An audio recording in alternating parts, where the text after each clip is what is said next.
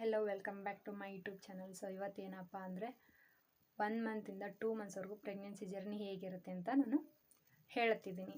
So ನನ್ನ experience ಪ್ರಕಾರ ನಾನು ಹೇಳ್ತಾ ಇದ್ದೀನಿ. ಸೊ ಎಲ್ರಿಗೂ 1 ಮಂತ್ ನಾನು 1 ಮಂತಲ್ಲಿ ನಾನು 1 ಮಂತ್ ಪ್ರೆಗ್ನೆಂಟಿ ಅಂತ ಯಾರಿಗೂ ಗೊತ್ತಾಗಲ್ಲ. ಸೊ ಕೆಲವೊಬ್ರಿಗೆ ಗೊತ್ತಾಗುತ್ತೆ. ಹೇಗಂದರೆ ಅದೇ ಕೈಕಾಲು ಹರಿಯೋದು ಅಥವಾ ಸುಸ್ತಾಗೋದು, ಆಮೇಲೆ ಏನಾದರೂ ಸ್ಮೆಲ್ ಆಗದೆ ಇರೋದು, ಈ ಥರ ಎಲ್ಲ ಆಗುತ್ತೆ. ಸೊ ನನಗೆ ಅದು ಯಾವ ಥರದ ಸಿಂಟಮ್ಸ್ ಇರಲಿಲ್ಲ, ಜಾಸ್ತಿ ದಿನಕ್ಕೆ ಇರಲ್ಲ ಅಂದ್ಕೊಂಡಿದ್ದೀನಿ. 100ರಲ್ಲಿ ಒಂದು 80% ಜನಕ್ಕೆ 1.5 ಮಂತ್ 2 ಮಂತ್ಸ್ ಆದಮೇಲೆ ನಾವು ಪ್ರೆಗ್ನೆಂಟು ಅನ್ನೋದು ಗೊತ್ತಾಗೋದು. ಸೊ ನನಗೆ 1.5 ಮಂತ್ ಆದಮೇಲೆ ನಾನು ಪ್ರೆಗ್ನೆಂಟ್ ಅಂತ ನನಗೆ ಕಿಟ್ನ ತೊಗೊಂಡು ಟೆಸ್ಟ್ ಮಾಡ್ಕೊಂಡ್ಮೇಲೆ ನನಗೆ ಗೊತ್ತಾಗಿದ್ದು ನಾನು ಪ್ರೆಗ್ನೆಂಟ್ ಆಗಿದ್ದೀನಿ ಅಂತ. ಸೊ ಆ 1 ಮಂತಿಂದ 2 ಮಂತ್ಸ್ವರೆಗೂ ಜರ್ನಿ ಹೇಗಿರುತ್ತಂದರೆ ಅಪ್ಪ ನೆನೆಸ್ಕೋಬಾರ್ದು. ನಾನು ತುಂಬ 1 ಮಂತಿಂದ 2 ಮಂತ್ಸ್ ಅನ್ನೋಕ್ಕಿಂತ 3 ಮಂತ್ಸ್ವರೆಗೂ ತುಂಬ ಅನುಭವಿಸಿದ್ದೀನಿ ನಾನು. ಸೊ ನಾನು ಇರೋದೇ ಫಸ್ಟು ನಾನು ಪ್ರೆಗ್ನೆಂಟ್ ಇದ್ದಾಗ 39 kg ಇದ್ದೆ. ಸೊ 2 ಮಂತ್ಸ್ ಆಗೋ ಅಷ್ಟರಲ್ಲಿ ನಾನು 35 kg ಆಗಿದ್ದೆ.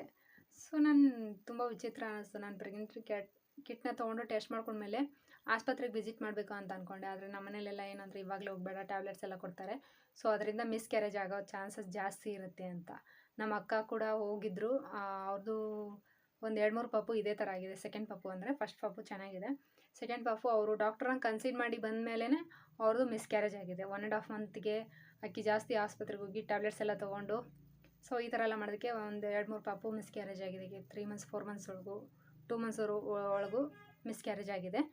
ಆ ಥರ ಎಲ್ಲ ವಿಸಿಟ್ ಮಾಡಬೇಡ ಅಂತ ನಮ್ಮ ಅಕ್ಕನ ಹೇಳಿದ್ರು. ಆಮೇಲೆ ನಮ್ಮ ಅಮ್ಮನ ಹಾಗೆ ಅಂದರು. ಸೊ ನಾನು ಏನು ಪರವಾಗಿಲ್ಲ ಬಿಡು ಅಂದ್ಕೊಂಡು ಹೋಗಿರಲಿಲ್ಲ. ಆಮೇಲೆ ನನಗೇನಪ್ಪ ಅಂದರೆ 1.5 ಮಂತ್ವರೆಗೂ ನಾನು ಚೆನ್ನಾಗೇ ಇದ್ದೆ. ನಾನು ಪ್ರೆಗ್ನೆಂಟ್ ಅಂತ ಗೊತ್ತಿತ್ತು.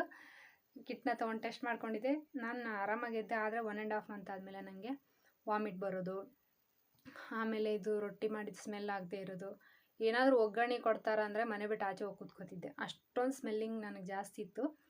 ಸೊ ಆ ಟೈಮಲ್ಲಿ ನನಗೆ ಏನು ಅನಿಸ್ತಿತ್ತು ಅಂದರೆ ಹೋಗಬೇಕು ಡಾಕ್ಟ್ರನ್ನ ಕನ್ಸಲ್ಟ್ ಮಾಡಬೇಕು, ಇದೇನು ಇಷ್ಟೊಂದು ಆಗ್ತಿದೆ ಅಂತ. ಆದರೆ ನಮ್ಮ ಅಮ್ಮ ಅವರೆಲ್ಲ ಬೇಡ ಅಂತಿದ್ರು. 1 ಟೈಮ್ ಅಂತೂ ನನಗೆ ಹೋಗಲೇಬೇಕು ಅಂತ ಅಂದ್ಕೊಂಡೆ, ಆದರೂ ಹೋಗಲಿಲ್ಲ. ಸೊ ನಂತರ ನೀವು ಯಾರು ಮಾಡಬೇಡಿ, ಯಾಕಂದರೆ ನಾನು ಫಸ್ಟ್ ಮಂತಿಂದ ಇದು 2 ಮಂತ್ಸ್ ಒಳಗಡೆ ನನಗೆ ವಾಮಿಟ್ ಆಗುತ್ತೆ ಅಂದ್ಕೊಂಡು ಊಟ ಸೇರ್ತಿರ್ಲಿಲ್ಲ. ಹಂಗಾಗಿ ಊಟ ಮಾಡೋದೆಲ್ಲ ಕಡಿಮೆ ಆಗಿದ್ದಕ್ಕೆ 1 ಟೈಮ್ ನನಗೆ ಬ್ಲಡ್ ವಾಮಿಟ್ ಆಗಿಬಿಟ್ಟಿತ್ತು. ಸೊ ಬ್ಲಡ್ ವಾಮಿಟ್ ಏನಕ್ಕಾಯ್ತಂದರೆ, ಇವಾಗ ನೋಡಿ ನಾವು ಏನಾದರೂ ತಿಂತೀವಿ ವಾಮಿಟ್ ಆಗುತ್ತೆ ಅಂದರೆ ಅದು ಓಕೆ ಪರವಾಗಿಲ್ಲ. ಆದರೆ ಏನು ತಿನ್ನೋದೇ ಇಲ್ಲ ವಾಮಿಟ್ ಆಗುತ್ತೆ ಅಂದರೆ ಅದು ಹೊಟ್ಟೆಲಿರುತ್ತಾನೆ ವಾಮಿಟ್ ಬರಬೇಕು, ಹೊಟ್ಟೆಲಿ ಏನಿರುತ್ತೆ. ಸೊ ನನಗೆ ಆ ಥರ ಆಗಿತ್ತು. ಏನೂ ತಿಂತಿರಲಿಲ್ಲ ಆದರೆ ವಾಮಿಟ್ ಆಗ್ತಾಯಿತ್ತು, ಸ್ಮೆಲ್ಲಿಂಗ್ ಬಂದರೆ ವಾಮಿಟ್ ಆಗ್ತಾಯಿತ್ತು. ಸೊ ಆ ಥರ ಇರೋದಕ್ಕೋಸ್ಕರ ನನಗೆ ಬ್ಲಡ್ ವಾಮಿಟ್ ಆಗಿಬಿಡ್ತು.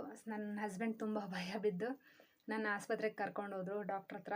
ಸೊ ಆ ಟೈಮಲ್ಲಿ ಡಾಕ್ಟ್ರು ಈ ಥರ ಆಗಿದೆ ಅಂತ ಹೇಳಿದ್ಮೇಲೆ ಓಕೆ ಪರವಾಗಿಲ್ಲ ಅಂತ ಹೇಳ್ಬಿಟ್ಟು ಟ್ಯಾಬ್ಲೆಟ್ಸ್ ಬರ್ಕೊಟ್ರು. ಡೈಲಿ ಒಂದೊಂದು ಟ್ಯಾಬ್ಲೆಟ್ ತೊಗೊಳ್ತಾ ಬಂದೆ. ಆವಾಗ ಒಂದು ಸ್ವಲ್ಪ ಪರವಾಗಿಲ್ಲ, ವಾಮಿಟ್ ಕಡಿಮೆ ಆಯಿತು. ಆಮೇಲೆ ತಲೆ ಸುತ್ತೆಲ್ಲ ಒಂದು ಸ್ವಲ್ಪ ನಾರ್ಮಲ್ ಆಗಿತ್ತು, ಜಾಸ್ತಿ ಅಂತೇನು ಇರಲಿಲ್ಲ.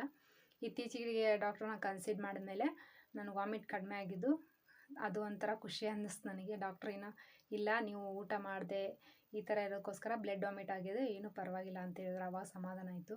ನಂತರ ನೀವು ಯಾರು ಮಾಡೋಕ್ಕೆ ಹೋಗಬೇಡಿ, ಯಾಕಂದರೆ ವಾಮಿಟ್ ನಾರ್ಮಲ್ ವಾಮಿಟ್ ಆದರೆ ಓಕೆ ಪರವಾಗಿಲ್ಲ, ನಾನು ಹೆಂಗೆ ಮನೇಲಿದ್ದೆ ಹಂಗೆ ಇರ್ಬೋದು. ಆದರೆ ಊಟ ಮಾಡಿ ವಾಮಿಟ್ ಆದರೆ ನೀವು ಡಾಕ್ಟ್ರನ್ನ ಕನ್ಸಲ್ಟ್ ಮಾಡೋ ಅವಶ್ಯಕತೆ ಇಲ್ಲ. ನೀವು ಊಟ ಮಾಡ್ದೇ ನಿಮಗೆ ವಾಮಿಟ್ ಜಾಸ್ತಿ ಆಗ್ತಿದೆ ಅಂದರೆ ದಯವಿಟ್ಟು ಡಾಕ್ಟ್ರನ್ನ ಕನ್ಸಲ್ಟ್ ಮಾಡಿ. ಇದು ಯಾಕಂದರೆ ತುಂಬ ನಿಮ್ಮ ಹೆಲ್ತ್ ಮೇಲೂ ಆಮೇಲೆ ಹುಟ್ಟೋ ಮಗು ಹೆಲ್ತ್ ಮೇಲೂ ತುಂಬ ಎಫೆಕ್ಟ್ ಕೊಡುತ್ತೆ. ಸೊ ಅದಕ್ಕೋಸ್ಕರ ಹೇಳ್ತಾ ಇದ್ದೀನಿ. ಇದು ನಾನು 1 ಮಂತಿಂದ 2 ಮಂತ್ಸ್ವರೆಗೂ ನಾನು ಅನುಭವಿಸಿರೋದು. ಸೊ ನೆಕ್ಸ್ಟ್ 3 ಮಂತ್ಸಲ್ಲಿ ಏನೇನು ಸಿಂಟಮ್ಸ್ ಇರುತ್ತೆ ಅಂತ ನೆಕ್ಸ್ಟ್ ವಿಡಿಯೋದಲ್ಲಿ ಹೇಳ್ತೀನಿ. ಅಲ್ಲಿವರೆಗೂ take care and thank you for watching all.